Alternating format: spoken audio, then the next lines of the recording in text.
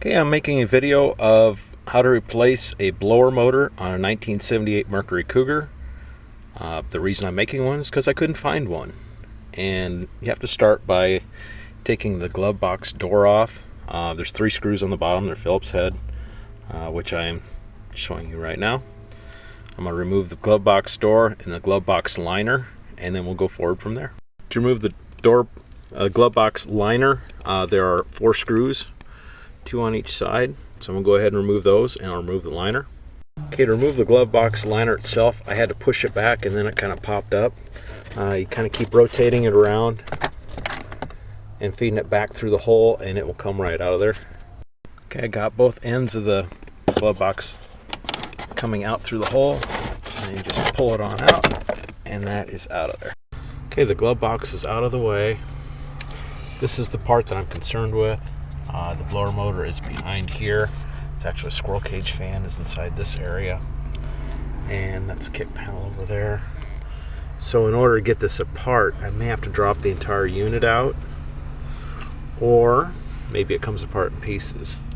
But either way, I'll keep you posted on my progress. Okay, there's a nut on the firewall side. I'm taking that off now underneath the case. Okay, there is one more bolt we need to get, and it is up in the top here. If you follow the housing, there's a metal strap that goes up underneath here. The lighting is poor at best. Okay, that's the strap I was trying to show you. There's a 7/16 head bolt at the top there we need to take out, so that's what I'm doing next. Okay, we got a stud on the outside housing with a nut on it. If it's a stud, it's coming through from the other side, and this is the only one I saw right here. So I'm gonna go ahead and take the nut off of this one, see if that frees it up. Okay, with those 3 bolts loose, the housing is now coming loose out of there, and it's a matter of jiggling and wiggling it and getting it, and there it comes. And just drop out the bottom. I can take it apart and clean it out inside. The blower motor is connected by 2 wires. This is the positive feed, and the ground for it is over here on the body. So I'll have to take that screw out and disconnect this before I can continue removing it. Okay, both wires are disconnected, and I'm just going to kind of rotate this housing and roll it out of here. Should kind of clear everything. What do we got? Oh, we got a hose. Well, looks like I need to disconnect that little stretchy hose that goes around to the back side here. So we'll get the stretchy hose actually goes up to a valve up above here, and it's easy to disconnect it up there. So I thought I would take the easy path. The hose just kind of runs down to the back side of the heater housing. Okay, finally I win the war. The housing is out of there.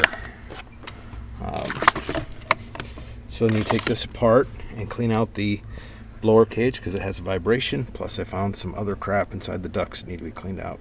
Okay, to remove the blower motor, we have 4 screws, 5/16 head on the back side of this housing, and I got one over here. So take those 4 out and come apart. Okay, the 4 screws are out around the outside. Now I can take it apart, and I've got some debris inside the squirrel cage that was causing the vibration. I'll go clean this out real good, put it back together, should be just fine. Okay, everything's cleaned up. I'm going back together. Got my 4 screws in the housing. Going to tighten those up, and then it's going back into the car. That's the wrong screw for that, but we'll get it here. Okay, when this blower housing's installed back in there, it's going to be an angle pretty much where it is right now. This bracket needs to go back up there. This aspirator hose goes back up to an ATC temp control. Then we've got a stud on the top and a nut on the bottom to hold the housing up to the firewall. Okay, got the housing pushed back up in there. Had to line up the top stud with the top of the housing back there. And then I propped it up with my 3/8 extension underneath the lever. Went outside and installed the nut on the stud that's on the outside of the box so it can't fall back out. I'm gonna go ahead and start the bolt up top here. Okay, I tightened up all the 3 mounting bolts the one on the steel bracket off to the right here. And you want to look at that gasket at the top where it connects up to the cowl. You don't want any air gaps in there or the passenger's going to freeze their feet off. If you tear that foam, you'll have to replace it. Also tighten the bolt up front here. That's tightened up, and then the stud up top is tightened up. So we are nice and firm back in the housing. Reconnecting my wiring, I'm going to hook the ground back up and then plug this back into the power wire. And then we're going to finish putting it back together. Okay, the last thing I wanted to show you is my vacuum doors didn't work after I got it back together. Of course, they didn't work before I took it apart, but I couldn't figure out where the vacuum lines go through the firewall. Well, it's straight below the vacuum tee that's on the firewall. Down below there's a plug that runs through the firewall. The hoses were eaten off probably by some rodent, squirrel, mouse, rat, whatever, ate the hoses off. So I had to pull the plug out and get the small line, which comes up to the shutoff for the heater core. When you're on max AC, that should retract and close off to prevent any coolant flow through the housing there.